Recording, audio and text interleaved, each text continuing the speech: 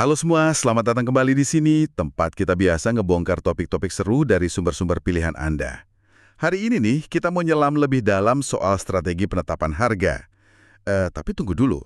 Ini bukan cuma ngulangin dasar-dasar yang mungkin Anda udah sering dengar ya, kayak harga berdasarkan biaya atau nilai pelanggan. Kita bakal fokus ke pertimbangan-pertimbangan tambahan nih, yang seringkali, kelewat gitu. Lapisan strategi yang lebih dalam, yang benar-benar tentuin gimana perusahaan itu pasang harga produk atau jasanya di dunia nyata. Sumber kita kali ini dari bab 11 buku Principles of Marketing. Khusus banget kebahas pertimbangan tambahan ini. Misi kita, ya bantu Anda biar makin paham nuansanya. Faktor psikologis, segmentasi, geografis, dinamis, sampai ke urusan internasional dan etika. Biar pemahaman soal harga ini jadi lebih kaya dan strategis. Oke, siap ya? Mari kita mulai bongkar. Siap, bener banget itu. Paham soal biaya, nilai buat pelanggan, sama harga pesaing itu ya fondasi lah ya, nggak bisa nggak. Tapi justru disitulah kompleksitas sebenarnya mulai muncul. Perusahaan yang jago itu sadar harga itu lebih dari sekedar angka di label. Mereka harus mikirin persepsi konsumen, gimana caranya menjangkau kelompok pelanggan yang beda-beda, pakai penawaran yang beda juga, terus dampak logistik, geografi, bahkan sampai kemampuan buat ngubah harga secara real time. Yang menarik di sini tuh, seringnya justru elemen-elemen tambahan ini yang bikin strategi harga jadi sukses atau malah gagal. Disinilah seni dan sains pemasaran ketemu, gitu. Wah, menarik tuh tadi nyebut persepsi. Kita mulai dari situ deh, soal harga psikologis. Ini kedengerannya kayak angkanya sendiri punya kekuatan buat ngebujuk kita ya. Bukan cuma nilai ekonominya, tapi ada semacam pesan tersembunyi gitu ya di balik cara harga disajikan. Tepat sekali. Itu intinya psychological pricing. Harga itu ngomong, berkomunikasi. Konsumen itu jarang banget ngevaluasi harga secara objektif murni. Mereka pakai harga sebagai indikator kualitas, nilai, atau bahkan status. Salah satu konsep utamanya itu harga referensi atau reference prices. Ini harga patokan yang ada di kepala konsumen. Mungkin harga yang pernah dia bayar dulu, atau harga pesaing, atau harga yang dianggap wajar. Nah, patokan ini dipakai buat nilai harga yang ditawarin sekarang. Perusahaan, mainin ini pakai banyak cara. Contoh paling klasik ya, yang sering banget kita lihat, itu penggunaan angka ganjil. Terutama angka 9 di belakang, kayak 49.900 atau 19,99. Secara psikologis, ini tuh kayak bikin ilusi harga yang signifikan lebih rendah dibanding angka bulat berikutnya. 50.000 atau $20 gitu kan. Toko retail kayak, ya sebutlah hypermart atau toko elektronik besar, sering pakai ini buat kasih sinyal hemat atau diskon. Tapi bukan cuma itu triknya. Sebaliknya juga bisa. Harga bulat, misalnya Rp1.000.000 atau $100, itu sering diasosiasiin sama kualitas atau kemewahan. Coba bayangin tas mewah harganya $19.999.99. Agak aneh ya. Kurang pas gitu dibanding $2.000.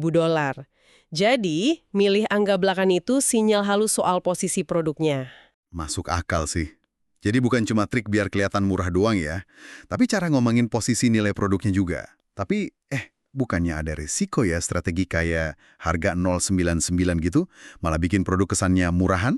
Maksudnya konotasi negatifnya, apalagi buat barang yang maunya kelihatan premium. Pertanyaan bagus itu. Tentu resiko itu selalu ada. Efektivitas harga psikologis ini sangat tergantung konteksnya. Jenis produknya apa, citra mereknya gimana, terus ekspektasi target pasarnya kayak apa. Harga 0,99 mungkin efektif banget buat barang kebutuhan harian di supermarket. Tapi bisa jadi bumerang buat restoran mewah atau katakanlah jasa konsultan profesional. Mereka mungkin lebih milih harga bulat aja buat nunjukin kualitas dan eksklusivitas. Kuncinya yaitu paham psikologi target pelanggan spesifik Anda itu gimana, dan gimana mereka nerjemahin sinyal harga ini. Oke. Jadi konteks penting banget ya. Nah, sekarang geser dikit ke strategi lain yang juga lumayan menarik nih. Jual produk sama, tapi harganya beda ke orang yang beda. Ini yang namanya segmented pricing atau harga tersegmentasi. Sekilas dengarnya bisa kayak nggak adil gitu ya. Ada logika bisnis yang kuat nggak sih di baliknya? Ada, dan ini umum banget prakteknya. Logikanya gini, segmen pelanggan yang beda itu seringkali punya kesediaan membayar atau willingness to pay yang beda juga buat produk atau jasa yang sama persis. Nah, segmented pricing ini nyoba nangkep perbedaan itu. Penting dicatat ya, beda harga di sini tuh bukan karena beda biaya produksi atau pengiriman, tapi lebih ke persepsi nilai atau kemampuan bayar segmen yang beda-beda itu. Bentuknya macam-macam. Yang paling gampang kita kenalin ya customer segment pricing, harga berdasarkan segmen pelanggan. Contohnya diskon pelajar, diskon lansia, atau buat anggota klub tertentu. Sumber kita nyebut contoh Walgreens di AS itu senior discount day, kasih diskon 20% buat anggota AARP atau yang umurnya 55 ke atas. Ada lagi bentuk lain, product form pricing. Jadi versi produk yang beda dikit dijual dengan harga jauh beda, padahal biaya produksinya mirip-mirip aja. Kayak kursi pesawat kelas bisnis sama ekonomi, gitu kan? Terus ada location-based pricing. Harga minuman di kafe pinggir pantai mungkin lebih mahal dibanding di tempat lain. Sama time-based pricing. Harga tiket bioskop pas weekend atau harga hotel pas musim liburan biasanya lebih tinggi. Paham sih logikanya buat maksimalin pendapatan. Tapi sebagai konsumen nih, kalau saya tahu teman saya bayar lebih murah buat layanan yang sama persis, cuma karena dia masuk segmen pelajar misalnya, bukannya itu bisa bikin ngerasa nggak adil ya? Atau malah marah gitu? Di mana perusahaan ngelola persepsi ini? Nah, itu dia tantangan utamanya kalau mau nerapin segmented pricing. Kunci buat ngelolanya itu transparansi sama justifikasi yang bisa diterima. Kalau kriteria segmentasinya jelas, terus dianggap wajar sama masyarakat, kayak usia buat diskon lansia, status pelajar, atau mungkin volume pembelian buat diskon korporat. Biasanya sih lebih oke. Masalah baru muncul kalau segmentasinya kerasa asal-asalan, diskriminatif secara ilegal, atau kalau pelanggan ngerasa dibohongin karena bayar lebih mahal tanpa alasan jelas. Perusahaan mesti hati-hati banget nih komunikasinya sama penerapannya. Jangan sampai ngerusak hubungan jangka panjang sama pelanggan cuma demi untung jangka pendek. Benar-benar, jaga kepercayaan itu penting banget.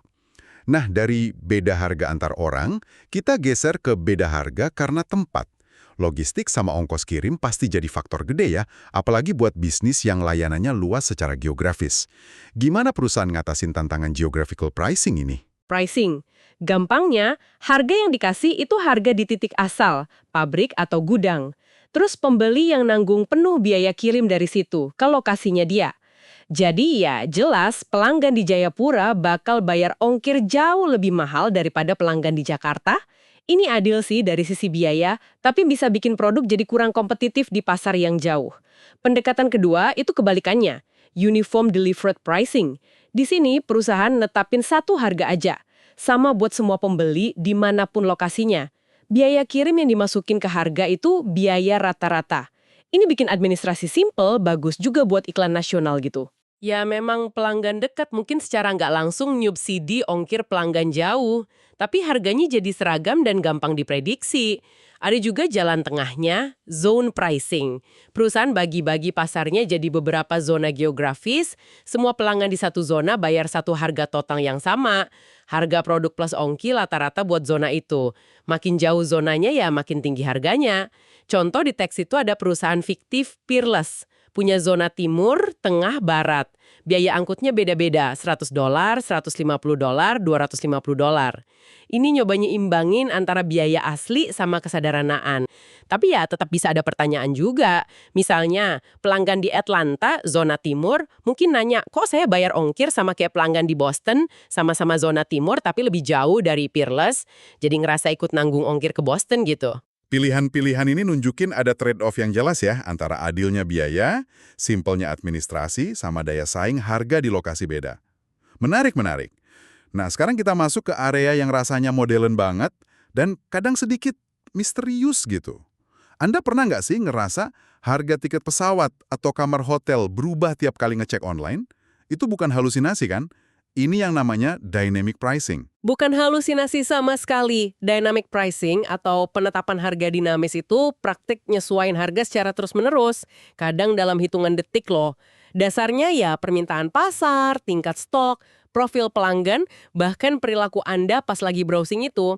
Ini umum banget di industri yang kapasitasnya tetap tapi permintaannya naik turun, kayak penerbangan sama perhotelan. Maskapai kayak Ryanair sama EasyJet itu contoh pionirnya. Mereka kawinin model low cost sama dynamic pricing yang agresif banget buat ngisi kursi pesawat mereka. Tapi sekarang udah meluas banget penggunaannya. Raksasa e-commerce kayak Amazon, platform pemesanan LL Bean, bahkan Apple, mereka semua pakai algoritma canggih dan big data buat nyesuaiin penawaran sama harga secara real time. Mereka bisa lihat riwayat belanja Anda, barang apa aja yang Anda lihat, berapa lama Anda lihatnya, dan faktor lain buat kasih harga yang dipersonalisasi. Tujuannya jelas, maksimalin pendapatan. Caranya, ia pasang harga tertinggi yang kira-kira mau dibayar sama tiap segmen, atau bahkan individu pada waktu tertentu. Wah, jadi harga bisa benar-benar disesuaikan buat saya secara spesifik gitu ya, berdasarkan data saya. Kedengarannya kuat banget ya dari sisi penjual, tapi dari sisi konsumen, selain potensi dapat harga bagus kalau pas timingnya, ini juga bisa bikin agak, gimana ya, nggak nyaman. Atau malah ngerasa nggak adil kalau tahu orang lain dapat harga lebih bagus beberapa menit kemudian. Nah, Anda nyentuh inti masalahnya. Dynamic pricing emang nawarin potensi efisiensi pasar sama personalisasi yang lebih baik. Tapi, dia bawa risiko gede banget kepercayaan sama persepsi keadilan. Kalau pelanggan ngerasa harga yang mereka bayar terlalu goyang atau nggak transparan, atau kalau mereka ngerasa dimata-matain terus dieksploitasi gara-gara data mereka, wah ini bisa ngerusak hubungan sama merek secara fundamental.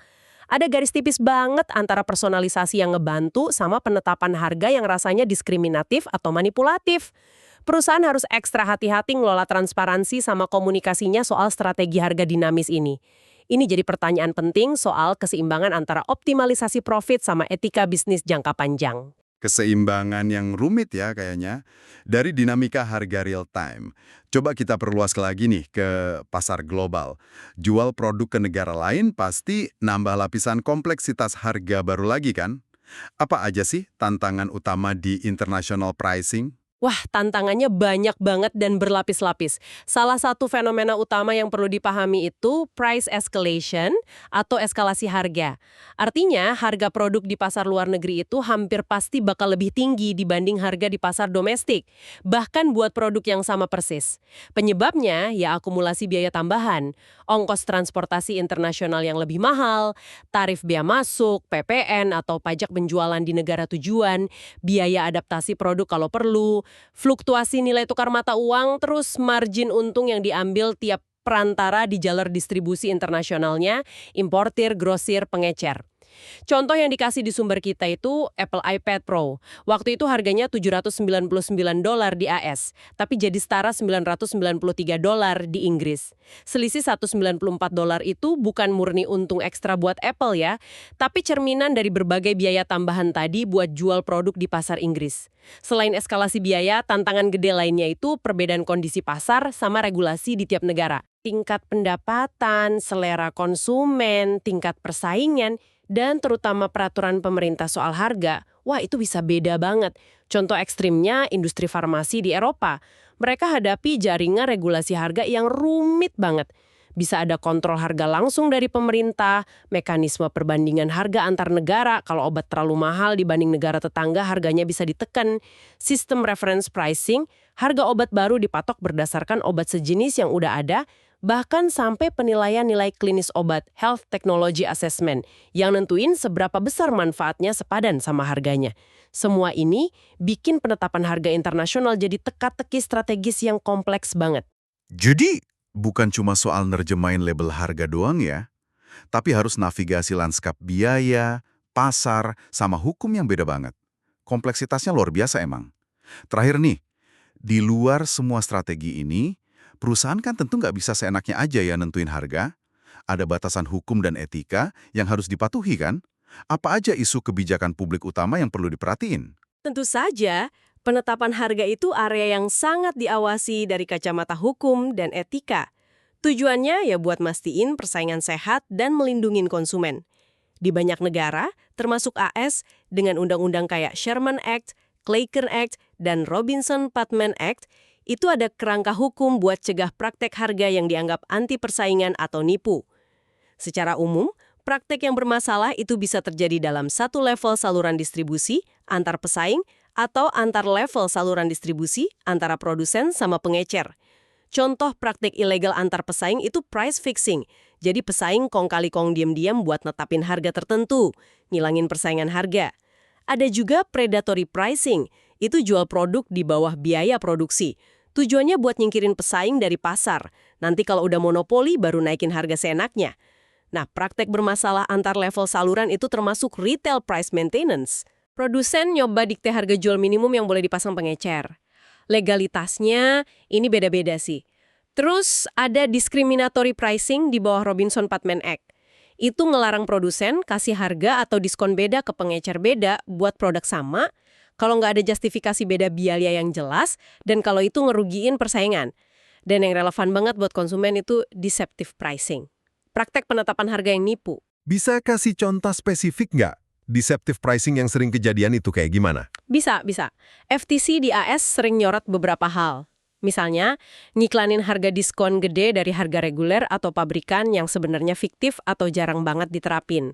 Atau promosiin harga pabrik atau grosir, padahal harga itu nggak benar-benar harga pabrik grosir. Contoh lain, scanner fraud. Harga yang kepindai di kasir ternyata lebih tinggi dari harga di rak. Ada juga praktek bikin struktur harga atau diskon yang sengaja dibikin rumit, bikin bingung, jadi konsumen susah bandingin nilai sebenarnya.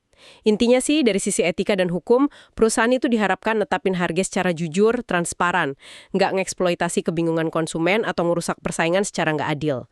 Luar biasa ya, pembahasan kita hari ini benar-benar ngebuka mata kalau netapin harga itu jauh lebih kompleks dari sekedar rumus biaya tambah untung.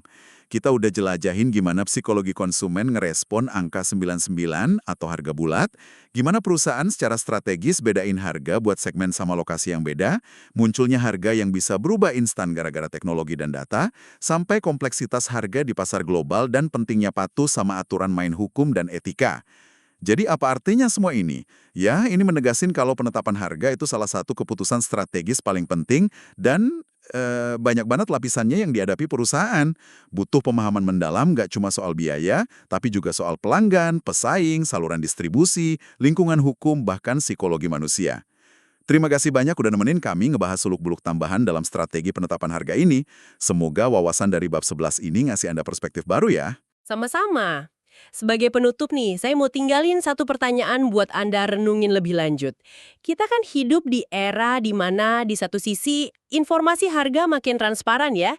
Anda bisa bandingin harga antar penjual online dalam hitungan detik. Tapi di sisi lain, kemampuan perusahaan buat personalisasi harga yang ekstrim lewat dynamic dan segmented pricing didukung big data dan AI juga makin canggih. Nah, pertanyaannya, gimana tarik ulur antara transparansi total sama personalisasi ekstrim ini bakal ngebentuk persepsi kita tentang apa itu harga yang adil di masa depan? Dan gimana perusahaan bisa navigasi dilema ini? Nyeimbangin antara dorongan buat optimalin pendapatan lewat harga personalisasi sama keharusan fundamental buat jaga kepercayaan dan persepsi keadilan di mata konsumen di lanskap yang terus berubah ini. Ini tantangan strategis yang bakal terus dihadapi pemasar dan kita semua sebagai konsumen. Masih banyak hal menarik buat terus digali di dunia penetapan harga ini. Kalau Anda tertarik, teruslah belajar dan bertanya ya.